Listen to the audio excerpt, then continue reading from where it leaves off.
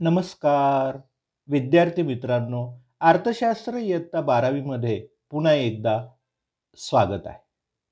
12वी बोर्ड परीक्षा शेवटच्या टप्प्यामध्ये आहे. काही विद्यार्थ्यांची संपलेली असेल. तर विद्यार्थी मित्रांनो, आता उत्सुकता आहे ती आपल्याला निकालाची. त्यासोबतच आपण सोडवलेल्या जे काही प्रश्नपत्रिका आहेत, त्याची उत्तरं कोणती असतील हे आपल्याला जाणून घेण्याची उत्सुकता आहे. तर विद्यार्थी मित्रांनो, त्यामध्ये 1 मार्चला अर्थशास्त्र या विषयाचा 12वीचा पेपर तुम्ही सोडवलेला आहे आणि त्यामध्ये उत्तरं कोणती असतील ही जाणून घेण्याची तुमची जी काही उत्सुकता आहे, ती उत्सुकता आता जास्त दिवस आपल्याला ताणायची नाही. तर विद्यार्थी मित्रांनो, आज आपण प्रश्नांची उत्तरं काय असतील हे आपण आजच्या व्हिडिओच्या माध्यमातून आपण समजून घेऊया. तर विद्यार्थी मित्रांनो, 2025 अर्थशास्त्राची जी काही प्रश्नपत्रिका होती, मागच्या तुलनेमध्ये अतिशय सुटसुटीत, सोप्या पद्धतीची होती. जशी आपण तयारी केली, जसा आपण अभ्यास केला, अगदी त्या पद्धतीनं प्रश्नपत्रिका देखील आलेली होती. तर विद्यार्थी मित्रांनो, मॉडेल आन्सरनुसार आपली उत्तरं कोणती आहेत हे आपल्याला आजच्या व्हिडिओच्या माध्यमातून जाणून घ्यावयाचं आहे. तर विद्यार्थी मित्रांनो, त्यामध्ये प्रश्न पहिला जो काही आहे, तो आपल्याला कल्पना आहे की तो 20 गुणांचा असतो. त्यामध्ये अ, ब, क, ड अशी 5-5 गुणांची 4 बीटं असतात. त्यामध्ये पहिलं जे काही बीट आहे, प्रश्न पहिला अ. तर यावर्षी आपल्याला आर्थिक पारिभाषिक शब्द लिहा, अशा पद्धतीचा आपल्याला पहिला प्रश्न आपल्याला आलेला आहे. त्यामध्ये आता 5 बीट आहेत. पहिलं काय होतं त्यामध्ये? आर्थिक शक्तीचे पाठबळ असलेली इच्छा. म्हणजे एका शब्दामध्ये आपल्याला हे विधान दिलेलं आहे.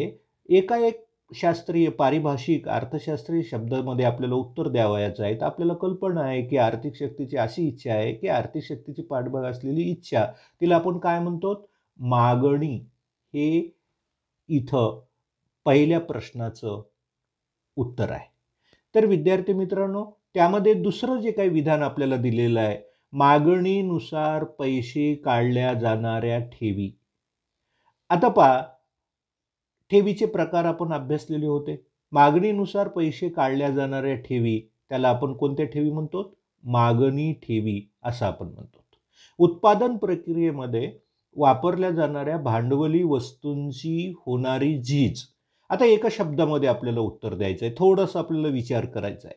आता उत्पादनाच्या प्रक्रियेमध्ये वापरल्या जाणाऱ्या जे काही भांडवली वस्तू असतात, त्याची जी काही झीज होते, त्याला आपण घसारा असं आपण म्हणतो. तर विद्यार्थी मित्रांनो, त्यामधलं चौथं विधान आहे, किमतीतील शेकडा बदलाच्या प्रमाणा इतकीच वस्तूच्या मागणीत शेकडा बदल घडवणारी लवचिकता.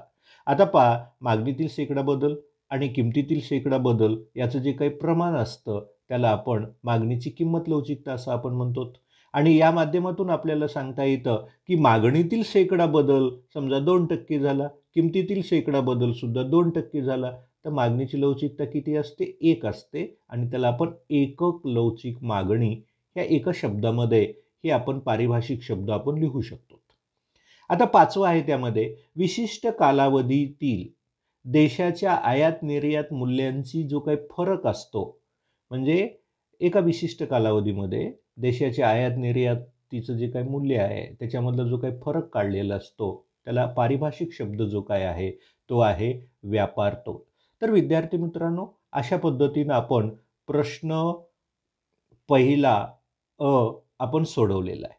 आता यामध्ये प्रश्न पहिला ब, सहसंबंध पूर्ण करा. त्यामध्ये पहिलं जे काही विधान आपल्याला देण्यात आलेलं आहे, सहसंबंध पूर्ण करा, यामध्ये पहा, पहिल्या विधानामध्ये काय? अंतर्गत व्यापार. अंतर्गत व्यापार. अंतर्गत व्यापाराला काय म्हटलेलं आहे? अंतर्गत व्यापाराचा संबंध गृह व्यापार, त्याला आपण गृह व्यापार. आता आंतरराष्ट्रीय व्यापार जो काही आहे, हे डबल डॉट इथं दिलेला आहे. मग एकाचा संबंध आपण लक्षात घेऊन पुढला आपण सोडवल्यानंतर आपल्या लक्षात सहज पद्धतीनं सोप्या पद्धतीचं आहे आंतरराष्ट्रीय व्यापार, त्याला विदेशी व्यापार असं आपण म्हणतो. अंतर्गत व्यापाराला काय म्हणतो? गृह व्यापार. तर आंतरराष्ट्रीय व्यापाराला विदेशी व्यापार असं आपण म्हणतो. आता इकडलं पहा, एकच किंमत, पूर्ण स्पर्धा. पूर्ण स्पर्धेमध्ये काय असते? एकच किंमत असते. मग भिन्न किंमत कुठं असते? तर भिन्न किंमत ही आपल्याला सांगता येतं की मक्तेदारी बाजारामध्ये असते. तर या माध्यमातून सहसंबंध पूर्ण करामध्ये पहिल्याचं उत्तर आहे विदेशी व्यापार. आणि भिन्न किंमत कोणत्या बाजारपेठेमध्ये असते? मक्तेदारीमध्ये. या ठिकाणी एकाच वस्तूची भिन्न किंमत ग्राहकांना आकारली जाते. एकच किंमत ही पूर्ण स्पर्धेचं वैशिष्ट्य आहे, भिन्न किंमत हे मक्तेदारीचं वैशिष्ट्य आहे. तर विद्यार्थी मित्रांनो, या माध्यमातून आपण तिसरा जो काही आपल्याला देण्यात आलेला आहे, तिसरा काय देण्यात आलेला आहे? तर या ठिकाणी आपण संबंध बघायचा. SBI व्यापारी बँक, म्हणजे व्यापारी बँकेचं एक उदाहरण दिलेलं आहे. SBI ही व्यापारी बँक आहे. मग मध्यवर्ती बँकेचं नाव काय आहे आपल्याला? RBI, reserve bank of India. इथं SBI दिलेलं आहे. इथं आपल्याला याच्यामध्ये सहसंबंध पूर्ण करत असताना RBI, reserve bank of India असं आपल्याला लिहावयाचं होतं. तुम्ही लिहिलेलंच असेल ते. तर विद्यार्थी मित्रांनो, या ठिकाणी पहा, उत्पन्न पद्धत. आता उत्पन्न पद्धत आहे, उत्पन्न पद्धतीचं नाव दिलेलं आहे. उत्पन्न पद्धतीला घटक पद्धती असं आपण म्हणतो. आता उत्पादन पद्धती, राष्ट्रीय उत्पन्न मोजण्याची जी काही उत्पादन पद्धती आहे तिला आपण दुसरं एक नाव आहे, त्याला आपण मालसाठा पद्धत असं आपण म्हणतो. म्हणून इथं मालसाठा पद्धत असं आपण तुम्ही लिहिलेलं असेल. तर आर्थिक तेजीचा कालखंड. आता आपल्याला सांगता येतं की आर्थिक तेजीचा कालखंड म्हणजे भाववाढीच्या कालावधीमध्ये. या ठिकाणी कोणतं अंदाजपत्रक असतं? सिल्कीचं अंदाजपत्रक इथं दिलेलं आहे. तर आर्थिक मंदीच्या कालखंडामध्ये आपल्याला म्हणता येतं की त्या ठिकाणी तुटीचं अंदाजपत्रक मांडलं जातं. तर विद्यार्थी मित्रांनो, अशा पद्धतीनं प्रश्न पहिला ब तुम्ही सोडवलेला असेलच. आता या ठिकाणी पहा, त्याची उत्तरं मॉडेल आन्सरनुसार ही उत्तरं देण्यात आलेली आहेत. तर विद्यार्थी मित्रांनो, या ठिकाणी क जे काही बीट होतं, क बीट काय होतं? तर त्यामध्ये विसंगत शब्द ओळखा अशा पद्धतीचं हे बीट आहे. आता इथं पहा, पहिलं काय दिलेलं आहे? टिकाऊ वस्तू. आता खाली आपल्याला 4 शब्द दिलेले आहेत. त्यामध्ये गटामध्ये न बसेल असा शब्द आपल्याला शोधून काढावयाचा आहे.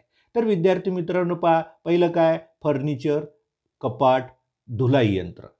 तर आपण सहज विचार केला तर आपल्याला लक्षात येईल की या ठिकाणी आपल्याला टिकाऊ वस्तूंचा हा गट आहे. फर्निचर, कपाट, धुलाई यंत्र या टिकाऊ वस्तू आहेत. तर या गटामध्ये न बसणारा जो काही शब्द आहे तो आहे मासे.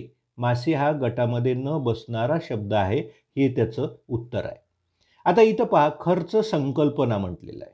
आता खर्च संकल्पनेमध्ये कोणकोणत्या? एकूण खर्च, सरासरी खर्च, सीमांत खर्च या खर्च संकल्पनेमध्ये बसणाऱ्या संकल्पना आहे. विक्री खर्च यामध्ये येऊ शकतो का? येत नाही. म्हणून गटामध्ये न बसणारा शब्द हा विक्री खर्च आहे. आता या ठिकाणी कायदेशीर मक्तेदारी. कायदेशीर मक्तेदारीमध्ये आपल्याला सांगता येतं की पेटंट आहे, स्वामित्व अधिकार, त्या मक्तेदाराचं एक विशिष्ट बोधचिन्ह असतं, त्याला पेटंट भेटलेलं असतं, त्याला स्वामित्व अधिकार बहाल झालेला असतो. तर या ठिकाणी आपल्याला सांगता येतं की ओपेक हा जो काही आहे मक्तेदारांचा गट आहे तो या ठिकाणी इथं या गटामध्ये बसत नाही. तो शब्द आपल्याला शोधून पुढे तो लिहावयाचा होता. आता पहा, आर्थिक कल्याणाचे सिद्धांत.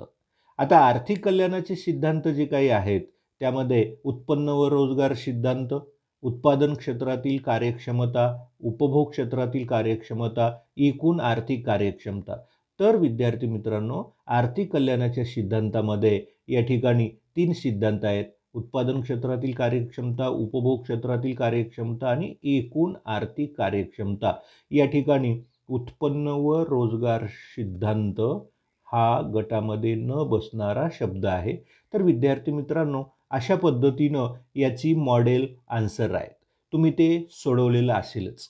आता पहा, पाचवा जो काही देण्यात आलेला आहे, काय देण्यात आलेलं आहे? मागणीच्या नियमाचे अपवाद. आता इथं मागणीच्या नियमाचे अपवाद दिलेले, गिफेनचा विरोधाभास, प्रतिष्ठेच्या वस्तू, किमतीचा आभास. आता या ठिकाणी गटात न बसणारा जो काही शब्द आहे तो आहे श्रमाचा पुरवठा. हा गटामध्ये शब्द बसू शकत नाही. म्हणून अशा पद्धतीनं आपण प्रश्न पहिला मध्ये क सोडवलेलं आहे.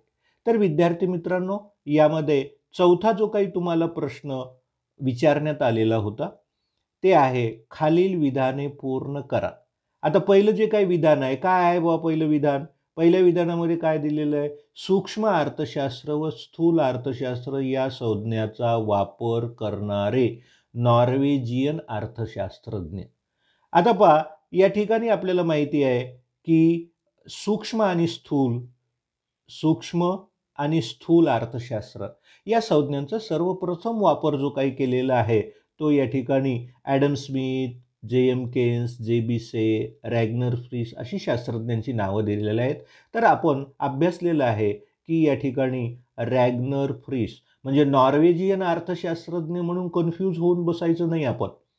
तर या ठिकाणी आपल्याला माहिती आहे की सूक्ष्म आणि स्थूल या जे काही संज्ञांचा वापर केलेला आहे तो सर्वप्रथम वापर रॅग्नर फ्रिश यांनी केला. नॉर्वेजियन म्हणजे नॉर्वे या देशातील तो अर्थशास्त्रज्ञ आहे म्हणून तसं दिलेलं आहे. तर विद्यार्थी मित्रांनो, यानंतर ड मध्ये दुसरा जो काही प्रश्न आपल्याला विचारण्यात आलेला आहे, काय आहे दुसरा? जेव्हा पुरवठा वक्र वरच्या दिशेने जातो तेव्हा त्याचा असणारा उतार. तर विद्यार्थी मित्रांनो, या ठिकाणी पुरवठा वक्र जो काही आहे तो अशा पद्धतीनं वरच्या दिशेने जात असताना असणारा उतार आता खाली दिलेला आहे. धनात्मक, ऋणात्मक, प्रथम धनात्मक, नंतर ऋणात्मक, शून्य. तर विद्यार्थी मित्रांनो, आपण अभ्यासलेलं होतं. तुम्हाला देखील माहिती आहे की पुरवठा वक्राचा उतार हा या ठिकाणी धनात्मक असतो. हे यामध्ये अ, ब, क, ड पैकी शोधावयाचं आहे. पर्याय हे पहिल्याचं उत्तर आहे. यानंतर दुसरा जो काही पर्याय आपल्याला विचारण्यात आलेला आहे, दुसरा पर्याय काय विचारण्यात आलेला आहे? किंमत निर्देशांकाचा उपयोग.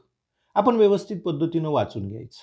या ठिकाणी पहा, वस्तूच्या किमतीतील सामान्य बदलाचे मापन करण्यासाठी किंमत निर्देशांक काढला जातो.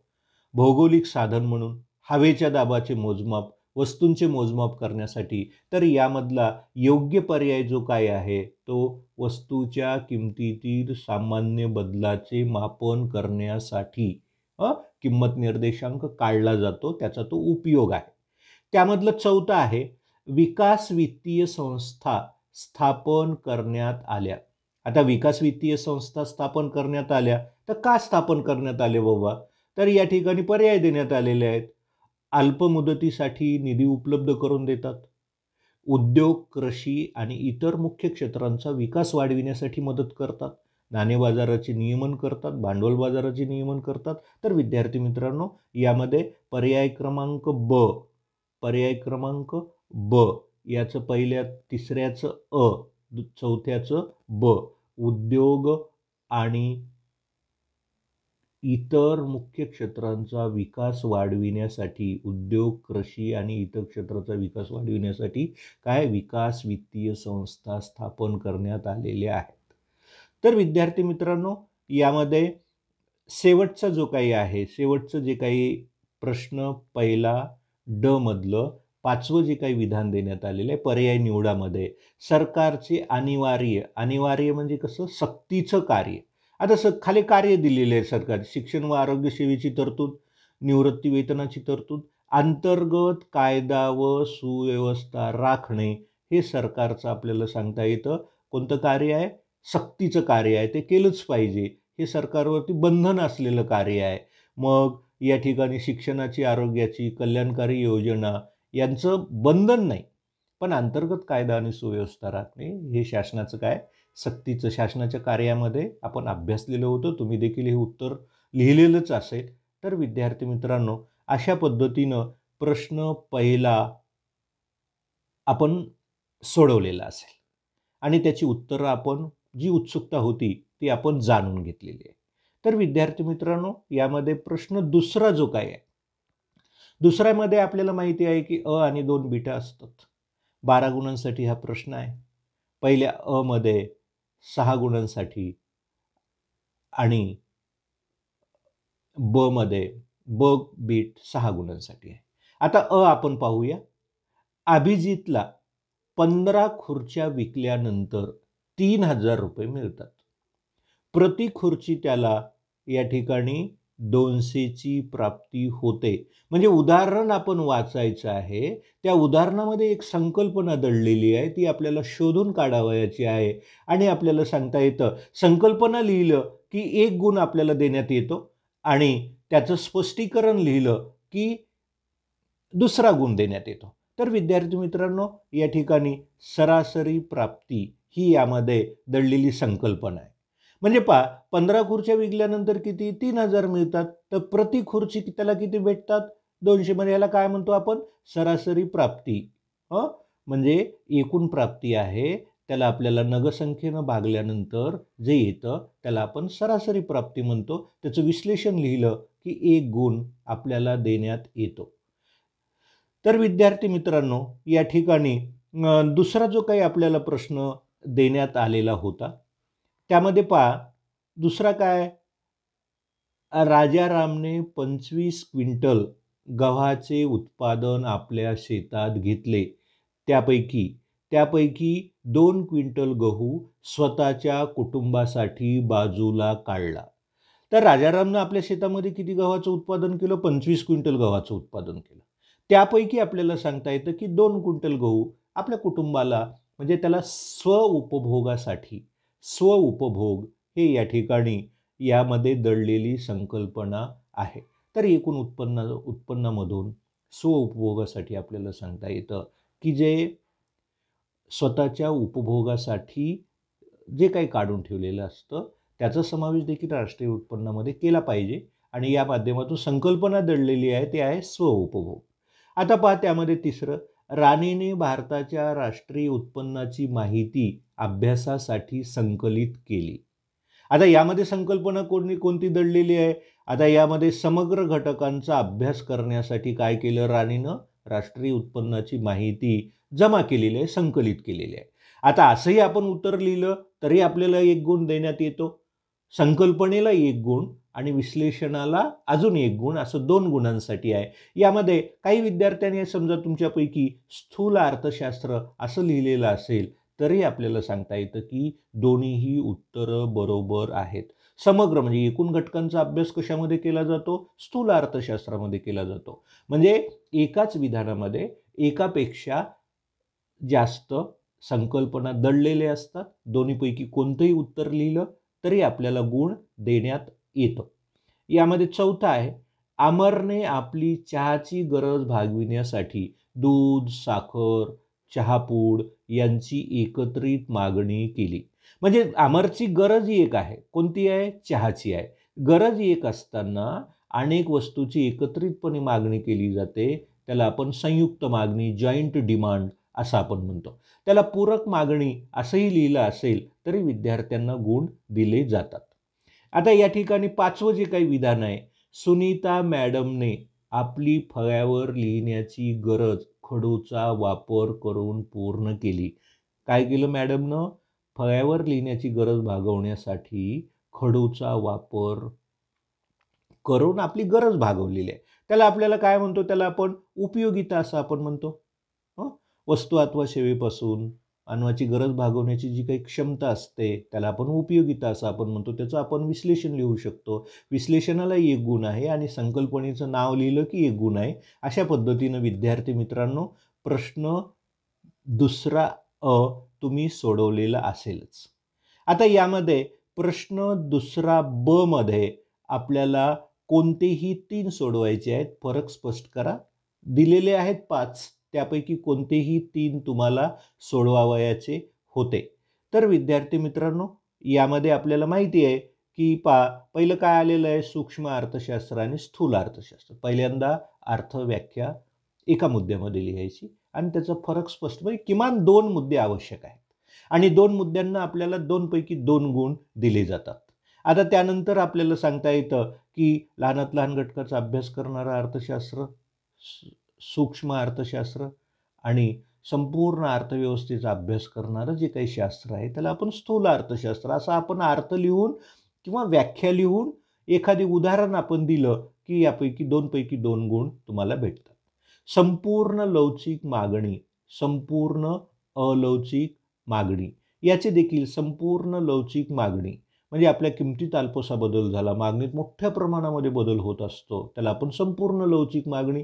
संपूर्ण अलवचिक, किमतीत कितीही बदल झाला, मागणीत काहीही बदल होत नाही, त्याला आपण संपूर्ण अलवचिक मागणी म्हणतो. आणि अशा पद्धतीनं फरक स्पष्ट करण्याचे 2 मुद्दे आपण लिहू शकता. आता पुढे पहा, संख्यात्मक निर्देशांक, मूल्य निर्देशांक याचाही अर्थ व्याख्या लिहिता येतं. अंतर्गत कर्ज, बाह्य कर्ज या माध्यमातून देखील आपण 2 मुद्दे, कोणतेही 2 मुद्दे फरकाचे लिहिलेच असतील तुम्ही. पुरवठ्याचा विस्तार आणि पुरवठ्यातील वाढ. मग आता आपल्याला सांगता येतं की तर विद्यार्थी मित्रांनो, फरक स्पष्ट करामध्ये 2 मुद्दे लिहिणं आवश्यक होतं आणि आपण जे काही अभ्यासलेले होते अगदी तेच पुन्हा पुन्हा आपल्याला विचारण्यात आलेले आहेत. आता आपण पाहिलेलं होतं किंवा पुरवठ्यातील विस्तार म्हणजे आता आपल्याला सांगता येतं की इतर परिस्थिती कायम असताना किमतीमध्ये वाढ झाली, पुरवठा वाढतो, त्याला आपण विस्तार असं आपण म्हटलेलं आहे. आणि किंमत कायम असताना इतर परिस्थितीत अनुकूल बदल झाले की पुरवठ्यामध्ये वाढ होते, त्याला आपण वाढ असं आपण म्हणतो. म्हणजे असं अर्थ व्याख्या लिहून किंवा आपण विस्तार वाढीची आकृती काढून असे कोणतेही 2 मुद्दे लिहिले की आपल्याला 2 पैकी 2 गुण त्या ठिकाणी दिले जातात.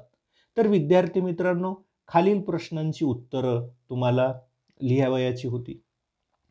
प्रश्न 3रा आपल्याला 12 गुणांसाठीचा प्रश्न आहे. यामध्ये देखील कोणतेही 3 तुम्हाला सोडवायचे होते. आता यामधलं पहिलं जे काही प्रश्न तुम्हाला विचारण्यात आलेलं आहे, सूक्ष्म अर्थशास्त्राची कोणतीही 4 वैशिष्ट्ये स्पष्ट करा. तर विद्यार्थी मित्रांनो, सूक्ष्म अर्थशास्त्राची आपण वैशिष्ट्ये अभ्यासलेली, व्याख्या वैशिष्ट्ये आपण अभ्यासलेली होती. त्यामध्ये स्पष्ट दिलेलं आहे कोणतीही 4 म्हणजे प्रत्येक मुद्द्याला 1 गुण अशा पद्धतीनं 4 गुणांसाठी हा प्रश्न आपल्याला विचारण्यात आलेला होता. आता व्यापारी बँकांची कार्य आपल्याला स्पष्ट करावयाची होती. मग व्यापारी बँकांची कार्य जी काही आहेत म्हणजे आता ठेवी स्वीकारणे असेल, कर्ज देणे असेल, ही जी काही कार्य आहेत अशी आपल्याला या ठिकाणी 4 मुद्दे आपल्याला लिहिणं आवश्यक होतं. तर विद्यार्थी मित्रांनो, या ठिकाणी आपण ठेवी स्वीकारणे, कर्ज देणे, काही सहाय्यक कार्य, पतनिर्मिती ही व्यापारी बँकांची कार्य. तसं पाहिलं तर या ठिकाणी व्यापारी बँकांची कार्य हा व्यापक आहे, पण आपल्याला किती गुणांसाठी विचारलेलं आहे? 4 गुणांसाठीच विचारलेलं आहे. मग 4 मुद्दे, प्रत्येक कार्याबद्दल थोडं विश्लेषण आपण लिहिलं की 4 पैकी 4 गुण आपल्याला दिले जातात. तर विद्यार्थी मित्रांनो, या ठिकाणी प्रश्न 3रा आहे, काळानुसार बाजाराचे प्रकार. आता काळानुसार बाजाराचे प्रकार, त्यामध्ये अत्यल्पकालीन बाजार, अल्पकाळ, दीर्घकाळ, अतिदीर्घकाळ, कालावधीनुसार आहे ना. मग काही तासांचा, काही आठवड्याचा अत्यल्पकाळ आहे, अल्पकाळ काही आठवडे, एखादी महिन्यापर्यंतचा, दीर्घकाळ आपल्याला सांगता येते की 1 ते 5 वर्षाचा कालखंड, अतिदीर्घकाळ 5 वर्षापेक्षा अधिक. म्हणजे काळानुसार बाजाराचे जे काही प्रकार असतात त्याचे मुद्दे लिहून आपल्याला विश्लेषण करावयाचं होतं. आणि त्यामध्ये आपल्याला पहा, चौथा जो काही विचारण्यात आलेला आहे, आता आपण निर्देशांक आपण अभ्यासलेला होता आणि अतिशय सोप्या पद्धतीचं उदाहरण आपल्याला देण्यात आलेलं आहे. खाली आकडेवारी दिलेली आहे एका तक्त्यामध्ये आणि आपल्याला काय काढावयाचं आहे? किंमत निर्देशांक आपल्याला काढावयाचा आहे.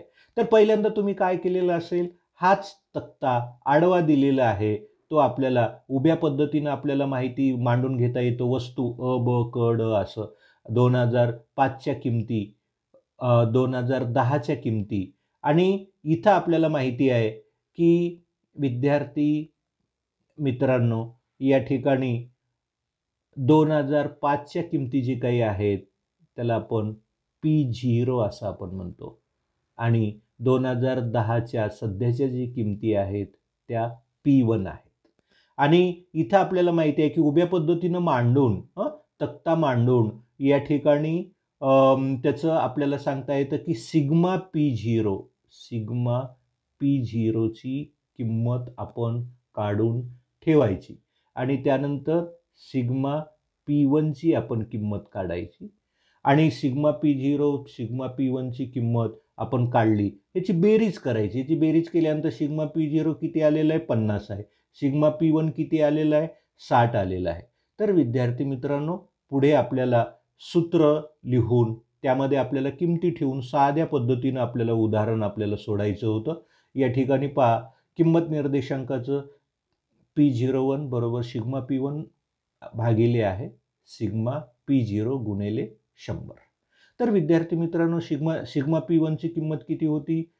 सिग्मा P1ची किंमत 60, सिग्मा P0ची 50, मग 60 भागिले 50 असं आपण लिहून गुणिले 100 आणि आता ह्या वरचा गुणाकार आपण केला 6000 भागिले 50 कॅल्क्युलेशन केल्यानंतर P01ची किंमत किती आलेली आहे 120. तर विद्यार्थी मित्रांनो, तुम्ही सोडवलेलं आहे त्याचं उत्तर देखील एवढंच आलेलं असेल आणि यामध्ये 4 पैकी 4 गुण आपल्याला या माध्यमातून दिले जातात.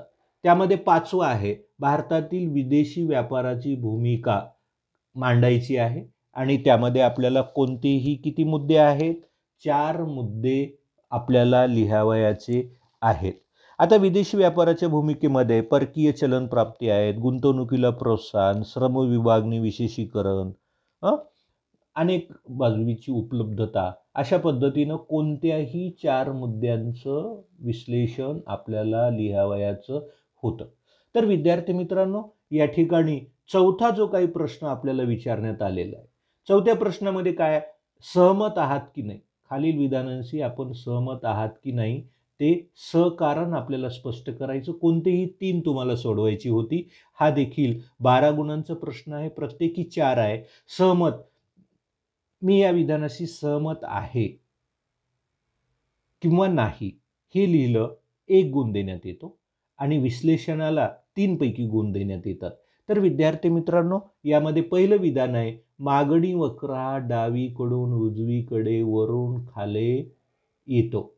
तर मागणीचा वक्र आपल्याला माहिती आहे की डावीकडून उजवीकडे वरून खाली येणारा असतो. मग या विधानाशी विधान दिलेलं आहे, या विधानाशी काय आपण, मी या विधानाशी सहमत आहे असं तुम्ही लिहिलात, 1 गुण तुम्हाला दिला असतो. आणि स्पष्टीकरणामध्ये आपल्याला माहिती आहे की खाली काय येतो बाबा, घट्ट श्रीमंत उपयोगितेचा नियम आहे, उत्पन्न परिणाम, पर्यायिता परिणाम, विविध उपयोगी वस्तू आहेत, नवीन उपभोक्ते या ठिकाणी आलेले असतात आणि या माध्यमातून आपल्याला सांगता येतं की त्याचं कारण लिहिल्यानंतर 3 गुण आणि होय किंवा नाही लिहिलं त्याला 1 गुण, अशा पद्धतीनं 4-4 गुण तुम्हाला घेण्याची संधी होती, तुम्ही लिहिलेलंच असेल. निर्देशांकाला कोणत्याही मर्यादा नाहीत असं म्हटलेलं आहे, असं विधान दिलेलं आहे. आता या विधानाचं काय, मी या विधानाशी सहमत नाही असं तुम्ही लिहिलेलंच असेल. त्याचं उत्तर ते आहे का, तर निर्देशांकाला आपल्याला माहिती आहे की अनेक मर्यादा आहेत, सूत्र असतं,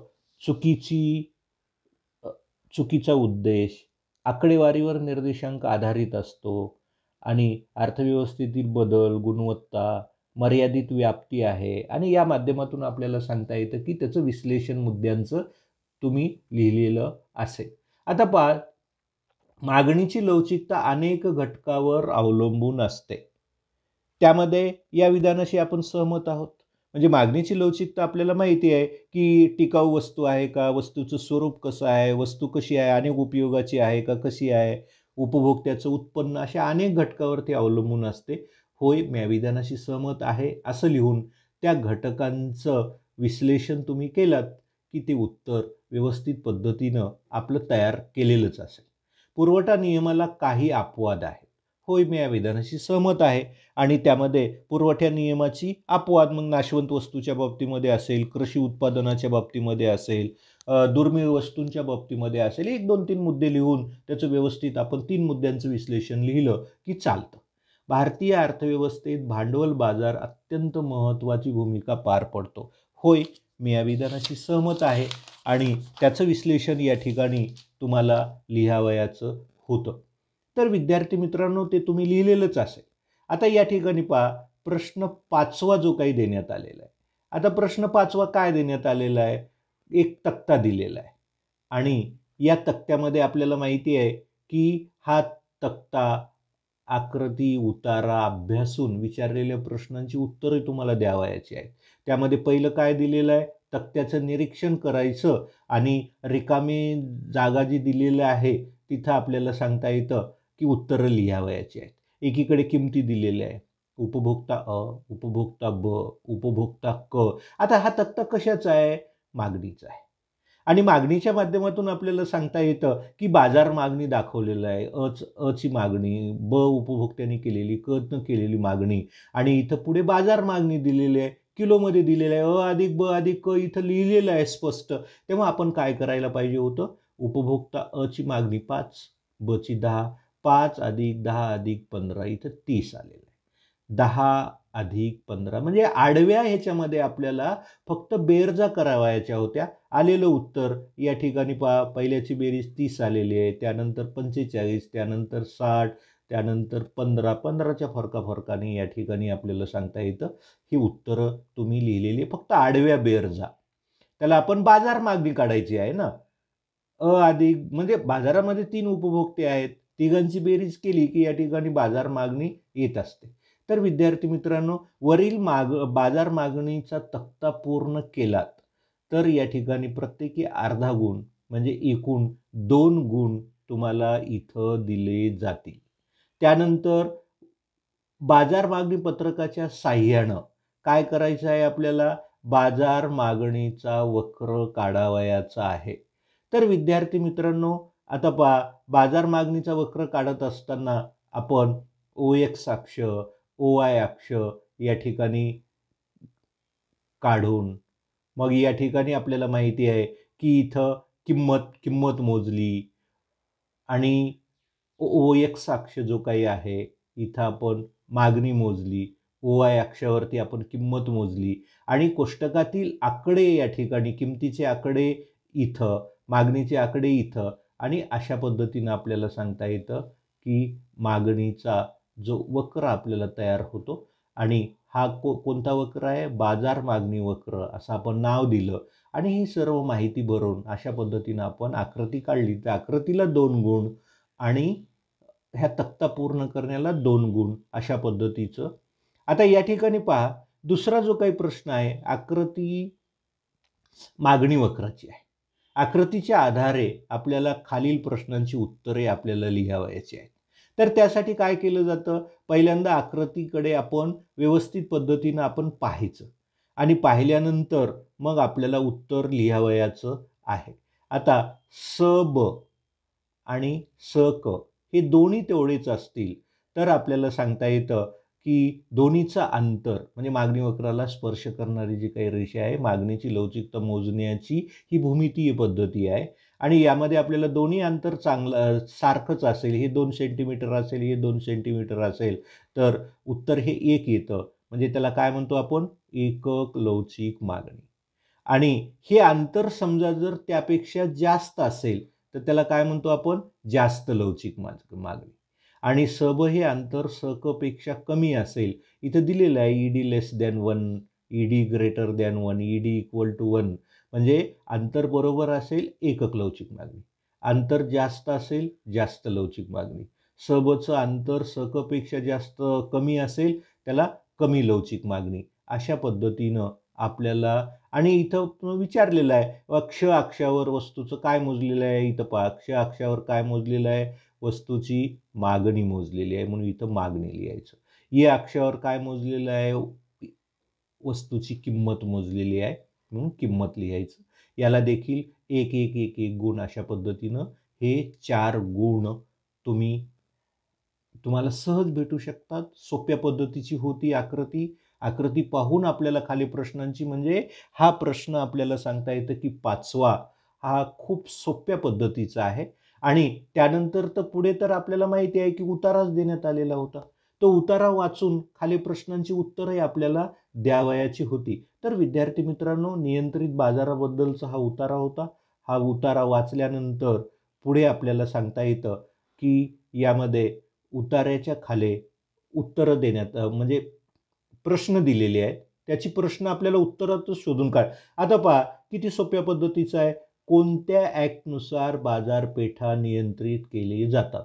तर उतार्यामध्येच पहा 1939 मध्ये केलेला Bombay agriculture product market act असं लिहिलेलं आहे. म्हणजे पहिल्या प्रश्नांचं उत्तर हे आपल्याला उतार्यामध्ये या ठिकाणी सापडलेलं आहे, अंडरलाईन केलेलं. तेवढं आपण लिहिलं की 1 गुण आपल्याला दिला जातो. आता पहा प्राथमिक आणि दुय्यम बाजारपेठेतील चुकीची मानके कोणती आहेत? आता चुकीची मानके कोणती आहेत? आपण उतारा वाचला की आपल्याला लक्षात येतं. इथं पहा याच उतार्यामध्ये शेवटची जी काही ओळ आहे म्हणजे रोखीचे व्यवहार, कमी वजने, जास्त बाजार शुल्क, ही शेवटची लाईन आपण लिहिली की या ठिकाणी हे दुसऱ्या प्रश्नाचं उत्तर आहे. तर विद्यार्थी मित्रांनो हे 2 गुण झाले. तिसरा प्रश्न काय आहे या ठिकाणी? तर या ठिकाणी काय आहे? वरील उतार्याविषयी आपले मत लिहायचं म्हणजे स्वमत तुम्हाला लिहावायचं आहे. आणि स्वमत लिहित असताना विद्यार्थी मित्रांनो अगदी सोपं आहे. उतारा व्यवस्थित पद्धतीनं तुम्ही वाचल्यानंतर त्याचा सारांश थोडक्यात लिहायचा आहे. लिहिलेलं उत्तर ते चूक आहे, चूक लिहिलात का बरोबर लिहिलात हे तपासल्या जात नाही. चूक म्हणजे तुमचं मत काय आहे त्याबद्दल ते विचारलं जातं. तेव्हा आपण 1, 2, 3 वळीमध्ये 4 वळीमध्ये आपल्याला स्वतःचं मत त्या उतार्याबद्दलचं वाचल्यानंतर सारांश स्वरूपात तुम्ही जर लिहिलात तर यापैकी 2 पैकी 2 गुण तुम्हाला दिले जातात. तर विद्यार्थी मित्रांनो बोर्ड परीक्षेमधला शेवटचा प्रश्न जो तुम्हाला विचारण्यात आलेला होता, नेहमीच्या पद्धतीनं सविस्तर उत्तरे लिहा, कोणतेही 2 तुम्हाला सोडवावयाची होती. आता यामध्ये पहा पहिला काय देण्यात आलेला होता? या ठिकाणी घटत्या सीमांत उपयोगितेचा सिद्धांत स्पष्ट करून गृहीतके स्पष्ट करा. आता 2 भागामध्ये विभागलेला हा प्रश्न होता. आता पहा सिद्धांत आहे, एकूण किती गुणासाठी आहे? 8 गुणासाठी आहे. 8 गुणामध्ये आपल्याला सांगता येतं की सिद्धांत जो काही आहे हा सिद्धांतामध्ये काय प्रस्तावना लिहायचं, सिद्धांताचं विधान लिहायचं, कोष्टक आकृतीच्या साहाय्यानं आपण सिद्धांत स्पष्ट केला. तर सिद्धांत स्पष्ट केलात त्याला 5 गुण आणि गृहीतकाला 3 गुण असे 8 गुण आपल्याला दिले जातात. तर विद्यार्थी मित्रांनो सविस्तर उत्तराचा प्रश्न आपल्याला माहीतच आहे. प्रस्तावना, विधान, कोष्टक, आकृती आणि गृहीतक किती गुणाची? 3 गुणासाठी आहेत. किमान 3 मुद्दे लिहून त्याचं विश्लेषण लिहिलं तरी 3 गुण तुम्हाला दिले जाऊ शकतात. त्यामध्ये राष्ट्रीय उत्पन्नाचा अर्थ सांगून राष्ट्रीय उत्पन्नाची वैशिष्ट्य लिहावयाची तुम्हाला होती. आता राष्ट्रीय उत्पन्न म्हणजे काय? यासाठी अर्थ किती गुणासाठी आहे? 2 गुणासाठी. आणि राष्ट्रीय उत्पन्नाची वैशिष्ट्ये आपल्याला स्पष्ट करावयाची होती. त्यामध्ये आपल्याला सांगता येतं की स्थूल आर्थिक संकल्पना आहे, अंतिम वस्तू आणि सेवांचं मूल्य मोजलं जातं, विदेशी उत्पन्न, आर्थिक वर्ष, राष्ट्रीय उत्पन्न ही प्रवाही संकल्पना आहे. अशा पद्धतीनं किमान 4 मुद्द्यांचं आपण विश्लेषण जर लिहिलं तर या ठिकाणी आपल्याला सांगता येतं की 6 गुण कोणतेही, आता मुद्दे तसे जास्त आहेत, 6 गुणांसाठी आपल्याला आहे. मग 6 मुद्दे आपण लिहिले की 6 गुण आणि अर्थ लिहिला की 2 गुण. अशा पद्धतीनं 8 पैकी 8 गुण आपल्याला घेता येऊ शकतात. आता शासनाच्या सार्वजनिक खर्चात वाढ होण्याची कारणे.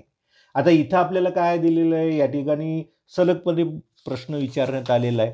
तर विद्यार्थी मित्रांनो आता सध्याच्या कालखंडामध्ये शासनाचा सार्वजनिक खर्च सतत वाढत चाललेला आहे. आता शासनाचं काम देखील वाढत चाललेलं आहे, लोकसंख्या वेगाने वाढत चाललेली आहे, शहरीकरणाचं प्रमाण मोठ्या प्रमाणात वाढत आहे. मग संरक्षण खर्च असेल, आपत्ती व्यवस्थापन असेल, भाववाढ वाढल्यानं देखील शासनाचा खर्च वाढत चाललेले आहेत. आणि लोकशाही शासन पद्धतीमध्ये पुन्हा शासनाला जिंकण्यासाठी विविध योजना या माध्यमातून लोकांसाठी केल्या जातात. आणि यामध्ये आपल्याला माहिती आहे की आता सध्या आपण लाडकी बहीणसारखी योजना शासनाने आणलेली आहे. आणि या माध्यमातून अशा योजनेच्या माध्यमातून सुद्धा शासनाचा सार्वजनिक खर्च वाढत चाललेला आहे. आता लोकसंख्या वाढली, भाववाढ झाला, शहरीकरणामध्ये मोठ्या आणि पुढे चालून आपण पाहतो की काही आर्थिक संकटं येतात. त्यामध्ये आपत्ती व्यवस्थापन आहे, नैसर्गिक संकटं असतात.